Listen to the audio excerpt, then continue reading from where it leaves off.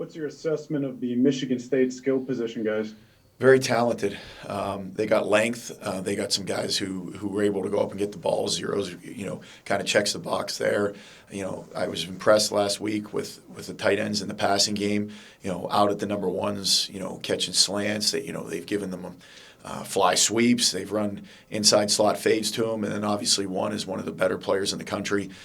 Very athletic, twitchy, explosive. At running back, they've got two good runners. So I've been really impressed with them. I think the quarterback does a great job of getting the ball. He's athletic. He can move around in the pocket. He can hurt you scramble, and he can scramble to throw. So I've been really impressed with those guys. Are you expecting Jaden Reed to play? And if so, what that might change for you guys? We're expecting him to play. Anytime there's someone who's listed as a week to week, we're always preparing as if they're playing. If we get to the game and he's not, then he's not. So our preparation is if he's playing, and he's definitely one of the better players in the conference.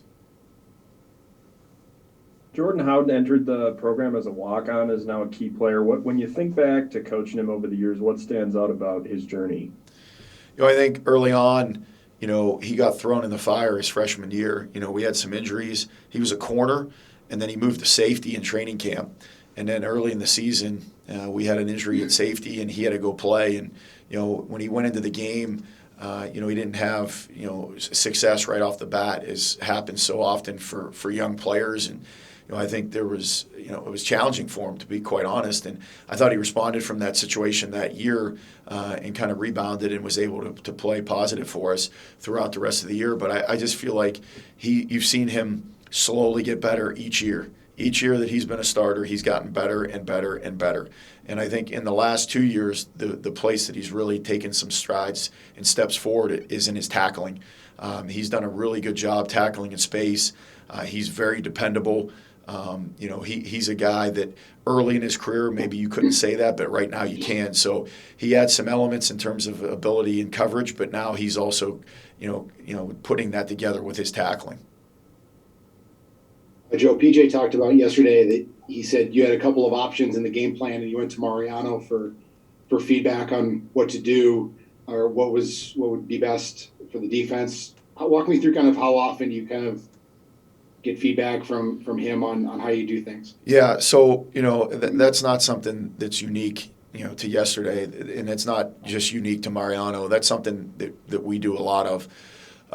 As a young coach, you come up with things and it's like, hey, this is the way we're going to do it, and you don't necessarily take into account the players. I've been doing it long enough that there's multiple ways to do it when we sit down in a game plan and say, hey, we could do it this way, hey, we could do it that way, hey, we could explain it this way. And so I traditionally bring in some of the older guys who have a lot of experience, who we trust, and say, hey, listen, here's a couple of things we're looking at. What's easiest for you guys?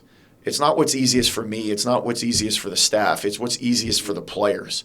What makes most sense?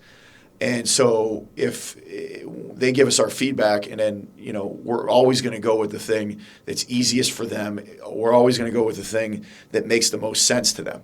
Now, that's with it having multiple options, and we're not choosing the easy way for them, so to speak, in terms of because it's like, hey, we want to take it easy on them per se. It's just guys play their best when they're playing fast. If they can play fast and play with a clear mind, they're going to play at their highest level. And it took me a few years as a coach to figure that out, and that's something that we embrace as a D staff. So, that happens on a regular basis. Who are some of those you feel are trusted in that category to go to for feedback? The safety, Newman and Howden, hey, can we get this done? Tea time. It's generally always the older guys, the guys who've been in it, the guys who've played. No offense to the younger guys, but they haven't necessarily earned the right to have an opinion sometimes. They're just trying to go out there and find their way and play and do the things and live up to the standard. The older guys who've been through it, they have an accumulation of reps. They've seen some different things over the years. Those are the guys who we go and seek out. That's your pass for us so far through the non-conference season, and do going in. I think we need to finish better. I think there's been improvement from game to game. You look at the first game, I think there was a concerted effort to get the ball out as quickly as possible. I think in game 2, There was a little bit of that, but there was some more drop back, and we got some guys free, but we didn't win as much as I'd like. I think last week against the first Power 5 opponent, there was a consistent win, but we got to finish at the top. Whether that's through a club, whether that's through a swat and swipe, whether that's through bending, or whether that's through, hey, we do get there, but now we got to get the quarterback on the ground. We got him off the spot, but we need to get him on the ground more. Now that's the first step is to win and get him off the spot. But I think there were some good things there. I think we got home on some pressures, so that just needs to continue to expand. How important is it going to be to keep Thorne in the pocket, and when he does break, to make sure that you wrap him up? Some of their bigger runs have been him scrambling. I think it's important. There's a fine line between saying, hey, keep the guy in the pocket, and then just allowing him to stand in the pocket unthreatened. You walk a fine line there. So I think there's getting him off the spot, but doing it in a way where there's vision back at the quarterback, that there's discipline in the rush lanes with the edge rushers on the deep shoulder and the interior rushers, on that low shoulder. But there's also got to be an element of pressure, because the majority of quarterbacks have more success when they can just stand in the pocket as opposed to being moved off the spot. And so we've got to walk that fine line. I know you guys have used catapult numbers here this year more than previous years. How have you felt like that has helped you guys stay fresh and ready to go for Big Ten play? Coach Nickel, Coach Fleck, and Coach Schumacher are kind of the guys that are kind of lead the way on that. That information goes from them to Coach Fleck, and then Coach Fleck kind of manages the reps, the practice, the flow. Now he communicates that to us, but it's really those three who kind of work that and manipulate that. But I think what we've been able to do is get really high quality work in. It's been at a really good tempo, and for the most part, we've been able to not put undue stress onto the players' bodies. Most, and where that science comes from is most of the soft tissue issues come from when players get to that fatigue point and you kind of go past that, and what that stuff's in place to make sure that we don't do that. But I think Coach Fleck and Coach Nickel and Coach Schumacher, they do a great job managing that. Joe, where do you think Terrell Smith has taken the biggest step forward in his overall game? From a physical standpoint, I would say, his flexibility. He's playing more loose. He's playing with better knee bend, better hip bend. That transitions into getting in and out of breaks, being able to locate balls. I think he's tackling better than he's ever tackled before. He's being more aggressive, and he's doing a great job of getting people on the ground. And then in coverage, I think he's doing a much better job of leaning and locating, finding the football. So I think he's playing at a really high level now, and we need him, especially this week against the offensive weapons that these guys got. So he needs to continue to improve, and he needs to be a guy that we can count on as a team. And we trust him. He's earned the right through everything he's been through for us to have a high level of trust in him. Michigan State passing offense is 5 touchdowns of over 25 yards, and you obviously take a lot of pride in not giving up explosive plays. So if that's going to remain true when we look back Saturday evening, what's got to happen for this secondary? Well, number one, we got to do a good job in the pocket in terms of collapsing the pocket, compressing the pocket. We got to be able to win. We got to be able to affect the quarterback. Again, clean pocket, easy throws, makes it much easier for a quarterback. I think we got to do a good job of communication in terms of everyone being on the same page. The quickest way to die in the passing game is have miscommunication and just cut guys loose. And then we got to do a really good job of playing with zone discipline. Whether we're in a true zone, a man zone, do a really good job there. And then we got to tackle. They've had some explosive plays in the pass game that were shorter throws that were broken tackles.